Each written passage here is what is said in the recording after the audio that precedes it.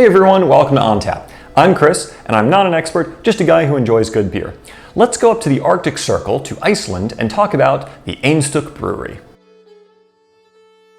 Now before talking about the brewery, a word on beer in Iceland. So Iceland is pretty far up there in terms of latitude, and it's a fairly cold place to live, as we could imagine. The island was originally settled by the Vikings, or the Norse if you want to get technical about it. But either way, the Vikings/Norse definitely enjoyed drinking beer, well, mead and beer. But actually, beer in Iceland did not have a terribly rosy history until very recently. See, because the island is so far north and it's already a pretty marginal place to live, things were really not helped during something called the Little Ice Age. So this isn't environmental history, but really quick rundown. The Little Ice Age was a period in global history where between about 1300 and 1850, roughly, global temperatures were a deal cooler than they are today. And what that meant was, for a place like Iceland that already had very marginal farmland to begin with, the barley that one needed to brew beer with actually couldn't be grown on the island. It had to be imported. So beer was actually maybe not as plentiful as you might have thought. And on top of that, Iceland went through its own prohibition, or really beer-hibition, where between 1915 and 1989, beer was illegal. Well, you could eventually get beer that was no stronger than 2.25% ABV, which is like basically nothing. So essentially it was illegal for that whole period of time. And it's a weird story because wine was legalized in 1921 and then liquor was legalized in 1933. So about similar, time period as Prohibition in the US. In the early 20th century, Iceland was actually controlled by Denmark, kind of like Greenland is today. But the islanders were pushing for independence. So basically, if you were drinking beer, you were seen as sort of supporting Danish culture and therefore the evil colonial Danish overlords.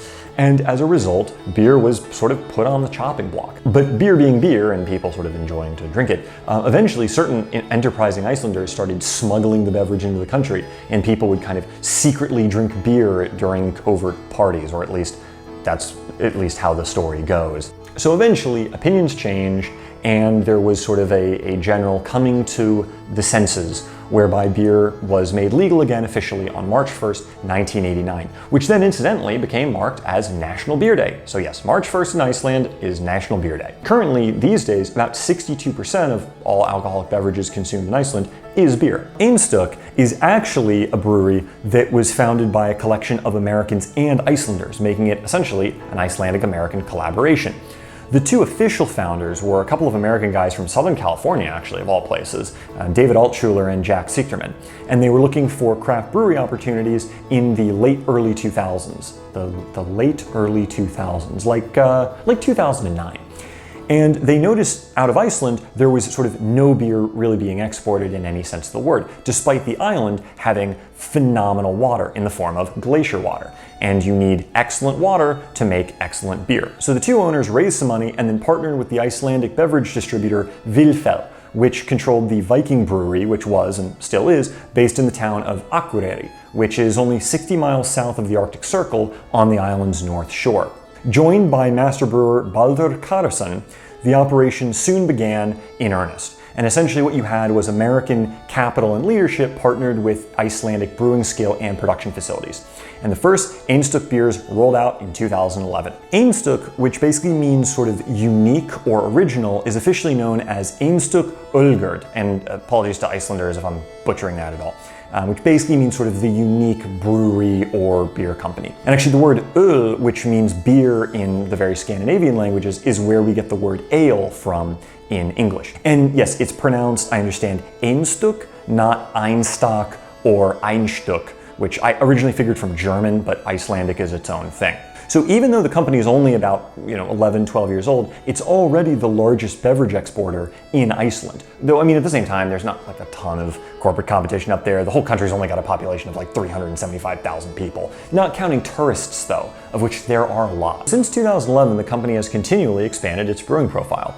If you live outside of Iceland, chances are it will be the Icelandic brewery you will have heard of, and yes, that includes myself. The fact is that over the last several years, Einstok has established a reputation as a serious craft beer heavyweight, winning lots of awards in New York, London, Germany, Los Angeles, San Diego. These are all beer competitions, of course, and just in general has built up a profile of being sort of a highly regarded, major Nordic export beer. Case in point, in the world of YouTube, when the Try channel did their Epcot adventure, trying lots of different drinks around the world, metaphorically speaking, Einstok was actually the featured beer at the Norway pavilion. And Norway, Iceland, yes, two different countries, but they're both Nordic, and I guess Iceland was originally settled by Norwegian settlers. One serious advantage that Einstok has is the fact that it uses glacier water to brew its beer. And that is a major benefit of having your brewery in Iceland. Lots of glacier water available, and I alluded to earlier, it's a big reason, or it's really the reason, why the two Americans came out to Iceland to begin with.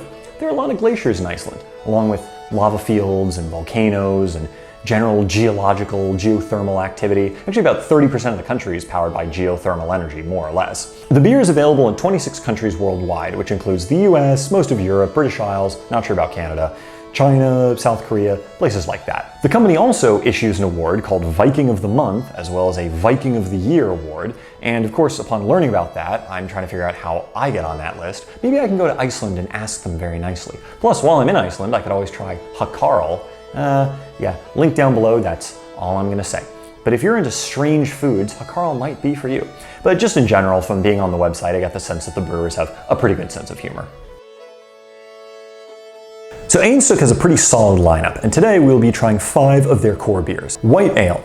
This is a beer brewed in the style of a Belgian wheat beer, and so it's going to have notes of orange and coriander in it. There's also oats used in the brewing process, and so overall the drinking experience should be that of a reasonably smooth beer with citrus and spice notes.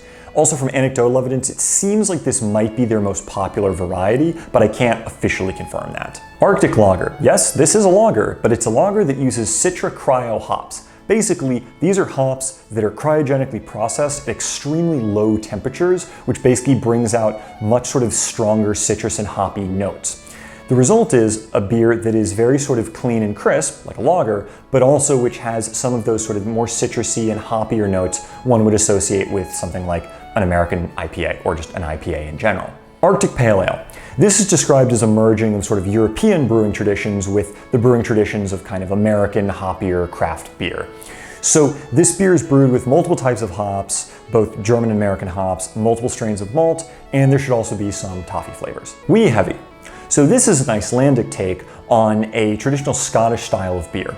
And as a result, the Wee Heavy is going to have a higher ABV, around 8% ABV, and it's going to be brewed with smoked barley along with angelica root, which is a sort of hardy, tough plant native to Iceland and which has been used by the people of Iceland ever since sort of the first Norse settlers arrived. Toasted Porter, a Scandinavian version of the traditional English porter, with the Scandinavian version being brewed using a very specific type of lager yeast.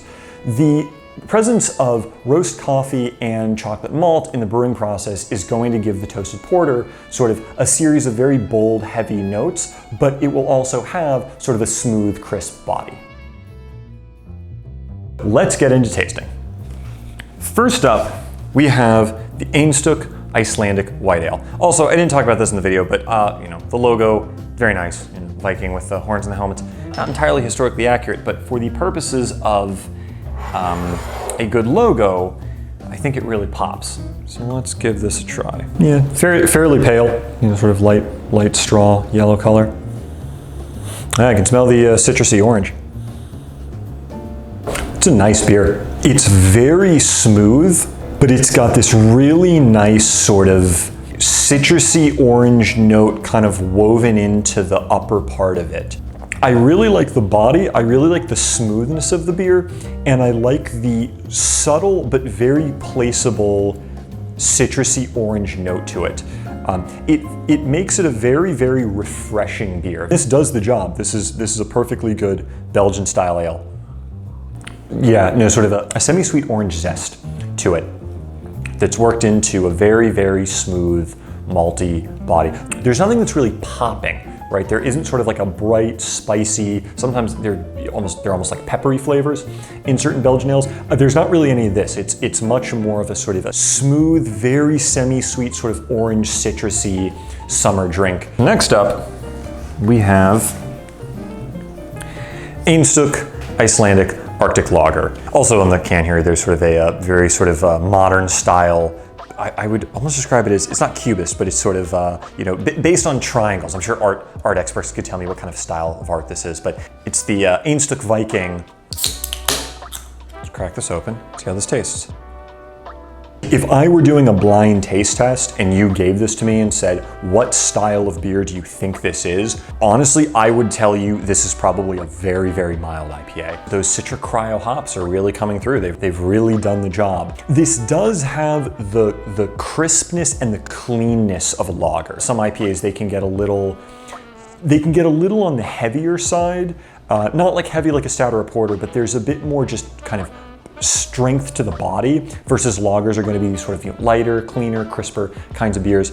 So this has the body of a lager, but it's got more of the flavor profiles of an IPA, notably those sort of dry, floral, very slightly citrusy, sort of hoppy notes that come forward. I mean, I'm getting almost no malt or any sort of a smooth sense on this. My mouth's already pretty dry. It's like a lager crossed with a mild IPA. That's really how I would think about this. I wouldn't think about this as a lager. Beer number 3, Einstok Icelandic Pale Ale. Sort of, let's describe, a combination of sort of European brewing styles and American craft beer, kind of hoppy IPA styles. It's perfectly fine to drink. There's nothing that's, I would say, jumping out at me. Not much in the way of, I'd say, like notable, kind of like nice, calming kind of malt feeling. Just kind of a little bit of bitterness, a little bit of dryness, and over sort of a general smooth, middle strength kind of body. Number 4, the Wee Heavy. And I do like, I don't know if you can pick it up here. On the label, there is a vague sort of Scottish tartan print. I mean, very fitting, of course, right? For a Scottish style beer, you want to have a little bit of Scottish tartan, right? So if you put it in just the right light, you could say dark ruby red color. Great sort of mouth feel. But it's not thick in the sense that it's, I've used this term before, it's not thick in the sense that it's kind of sticking to my palate. It just kind of, it creates this really full drinking experience. There's almost like a tartness hiding somewhere in this, but it's just this ever so slightly mild note. What's, I think, best about this is just the heavy, rich fullness of the beer. Interestingly though, not sweet. So the aroma, I very much got a sense of sweetness in the aroma. In the taste, there's really no sweetness at all. Maybe again, just a shade. So last up, we have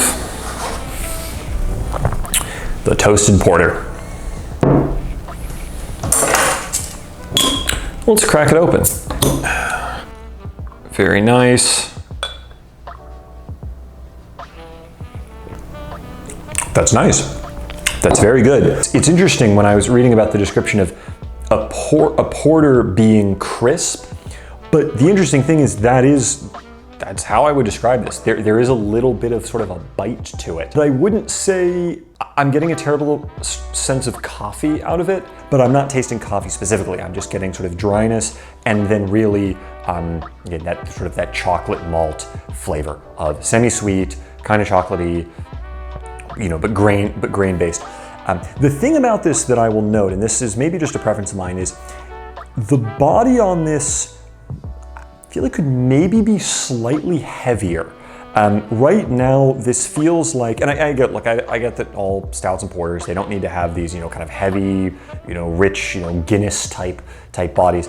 But I don't know, there's something about the body in this that is, it's good, it's perfectly fine. It doesn't feel like thin or watery at all, but it's more of like a medium-bodied porter rather than, I would say, sort of like a heavier, thick, rich porter. So the flavors are quite strong and bold and rich, but the body, I wouldn't say quite stacks up.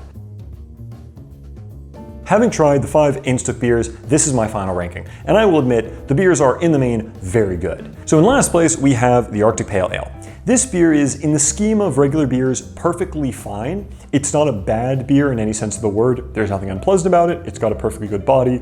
It's got a little bit of hoppiness, and it's very easily drinkable. The thing about it, though, is it doesn't have anything particularly unique or especially noteworthy that kind of makes me want to kind of come back to this would be a very easy beer to kind of sip on if you don't really want to think too much about what you're drinking. You just want a little bit of something beyond just a standard generic table lager. Next, we've got the Arctic Lager. Really what I should call this is the Arctic Lager slash IPA. This thing has some very serious hoppy notes to it. I have to say, just through the ingeniousness of using cryogenically processed hops, which is just kind of cool. The fact that you've got a lager that still has the body of a lager, but it's got some IPA flavors to it, that's very innovative, and it's really interesting. So I've got to give this points. I could see plenty of people think this is a very nice combination of flavors. So all in all, well-crafted beer, good job, Einstok. Next is the Toasted Porter. This is quite a good beer. It's very solid. It's got a medium body, good amounts of sort of bitter, dark, bold, chocolatey, chocolate malt kind of flavors in it. The body on this, while it's perfectly fine, it's sort of middle-bodied, I don't know, I just feel like for a porter, it could just be a little maybe heavier, but perfectly enjoyable to drink. In second place is the White Ale. I really like this beer. The fact that it was just so smooth, and it was just so many good elements of sort of a lighter style ale where it's got a good solid medium body, but it still feels like a very summery kind of drink. And especially, I love the fact that there's this really nice, notable but not overpowering, but not too subtle, kind of semi-sweet orange citrus note just woven into the fabric of the beer. You'd want to have this during the day, outdoors, in hot weather, even in sort of late spring, early autumn, early fall, but you could certainly have it at night too. And then in first place, I've got to give it to the Wee Heavy. This is just overall an excellently crafted beer. It's heavy, it's rich, it's thick, it sort of completely sort of consumes your palate. It's just sort of this wonderful medley of kind of rich, heavy, semi-sweet, malty, high alcohol, full flavors that's just sort of punctuated with a little bit of this kind of bright, almost tart kind of minor little note, and I wonder actually if that's the Angelica root. Overall, I would say these beers also cover a wide range of kind of environments in which you can drink them, and also the kind of the foods that you'd pair with them. Do I think that Einstok makes good beer? Absolutely. Well done to the brewers, well done to the sort of American, Icelandic, international co-production. So that's my assessment. I hope you enjoyed. Maybe there are some of these Einstok beers you've never had before that you now like to try, maybe in the right circumstance. And yeah, let me know in the comments what you think. Always just keep it civil, and I will see you next time.